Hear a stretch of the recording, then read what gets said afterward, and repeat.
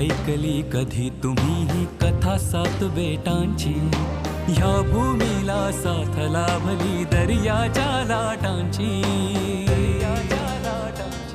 कोणी म्हणे माया नगरी, कोणी मुंबाई माता, इतिहासातून चला उलगडू आजही विस्मय गाथा.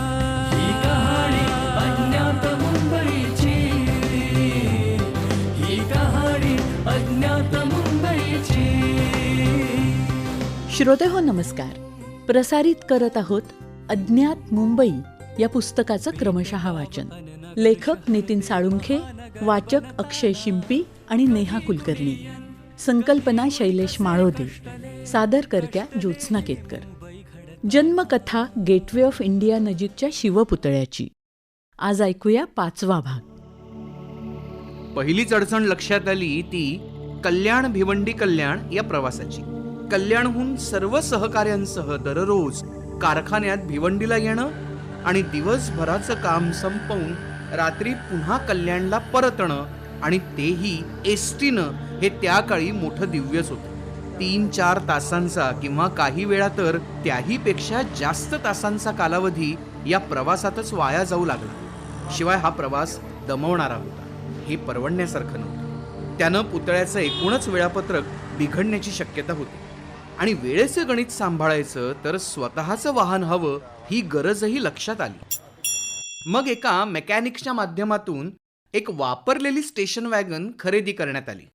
वेळेचं गणित सुटलं. आता आपल्या वेळेनुसार काम करता येणं शक्य होतं. प्रसंगी लवकर जाऊन उशिरापर्यंत थांबूनही काम करता येणं शक्य होतं. पण दुसरी अडचण होती, आणि ती म्हणजे गॅस सिलेंडरच्या उपलब्धतेची. धातूच्या जोडकामासाठी म्हणजेच वेल्डिंगसाठी मोठ्या संख्येनं सिलेंडर्स लागणार होते. त्या काळी व्यावसायिक सिलेंडर्स आतासारखे सहज उपलब्ध होत नसत, आणि ते भिवंडीला मिळतही नसत. त्यासाठी पार घाटकोपरपर्यंत जावं लागत असे. आणि त्याशिवाय आवश्यकता असेल तेव्हा तिथंही सिलेंडर मिळेलच याचीही शाश्वती नसायची. काम सुरू असतानाच गॅस मध्येच संपला तर एसटी किंवा इतर वाहनानं घाटकोपरहून नवीन सिलेंडर येईपर्यंत पुढचं सगळंच काम खोळंबून राहत असे. कधी कधी तर 2-2 दिवसही वाया जात असत. पण इथं महाराजांच्या नावानं जादू केली. साक्षात शिवप्रभूंच्या पुतळ्यासाठी गॅस सिलेंडर्स हवेत हे ऐकून ते प्राधान्यानं उपलब्ध करून देण्याचं आश्वासन घाटकोपरच्या एका एजन्सीनं दिलं, आणि ही समस्या चुटकीसरशी सुटली. आता प्रत्यक्ष कामाला सुरुवात करायला काहीच हरकत नव्हती. भिवंडीच्या कारखान्यात पुतळ्याच्या ओतकामाच्या प्राथमिक प्रयोगाला सुरुवात झाली. प्रत्यक्ष अनुभव नसल्यामुळे त्यात अनेक चुका होत होत्या. अंदाज चुकत होते. चुकत शिकत पुढे जाताना गाठीशी अनुभव जमा होत असला तरी बहुमोल वेळ वाया जात होता. पण त्याला काहीच इलाज नव्हता.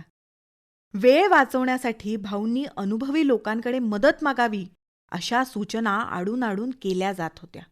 त्या सूचना भाऊंनी मान्य केल्या असत्या तर कदाचित पुतळ्याचं काम वेळीच मार्गी लागलं असतं. पण पुतळा घडवण्याचं थोडंसं श्रेय त्या व्यक्तीलाही द्यावं लागलं असतं, आणि भाऊंना ते नको होतं.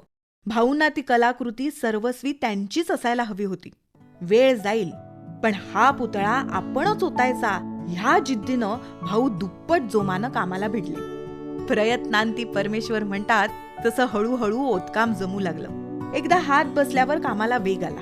तेवढ्यात एक अनपेक्षित समस्या समोर येऊन उभी राहिली.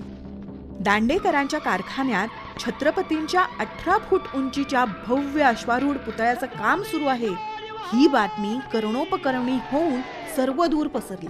छत्रपती तर अखिल महाराष्ट्राचं कुलदैवत. महाराजांचा तोवरचा सर्वात उंच पुतळा भिवंडीत येतोय ही बातमी ऐकून उत्साही जनांचे जथ्थेच्या जथ्थे पुतळ्याचा तो जन्म सोहळा बघायला कारखान्याच्या दिशेनं लोटू लागले.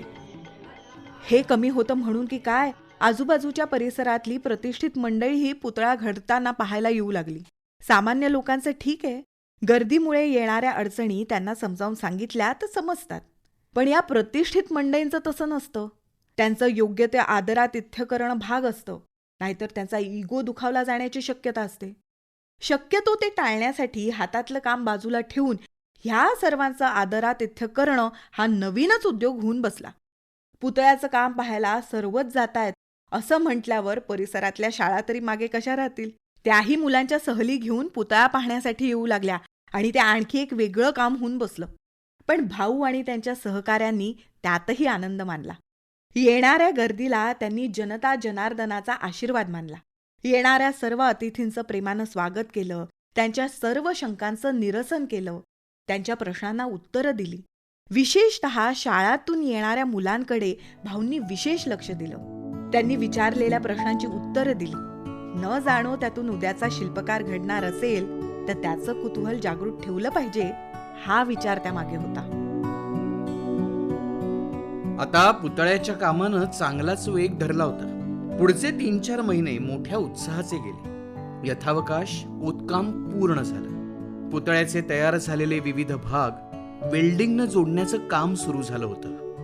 ते सुरू झालं आणि हळूहळू भाऊंच्या मनातलं 18 फुटांचं शिवशिल्प साक्षात नजरेसमोर साकार होऊ लागलं. भाऊंना आपण केलेले कष्ट आठवले, सहकार्यांनी दिलेली साथ आठवली आणि त्यांचे डोळे भरून यायला लागले. पण इथेच थांबून काही चालणार नव्हतं. पुतळा गेटवे ऑफ इंडियाच्या समोर दिनांक 26 जानेवारी 1961 रोजी स्थानापन्न करायचं वर्तमानपत्रातून जाहीर करण्यात आलं होतं. भाऊंनाही तसं कळवण्यात आलं होतं.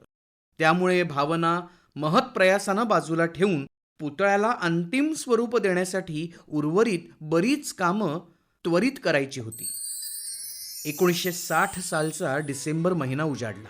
पुतळा आपल्या जागेवर बसवण्यासाठी जेमतेम 1.5 महिन्याचाच कालावधी उरला होता. आता लगबग सुरू झाली. शिवप्रभूंचा चेहरा, हात, तलवार, म्यान, घोड्याचा लगाम, जिरेटोप, तुरे, गोंडे इत्यादी तुलनेनं लहान पण अतिशय महत्वाची कामं अद्याप शिल्लक होती.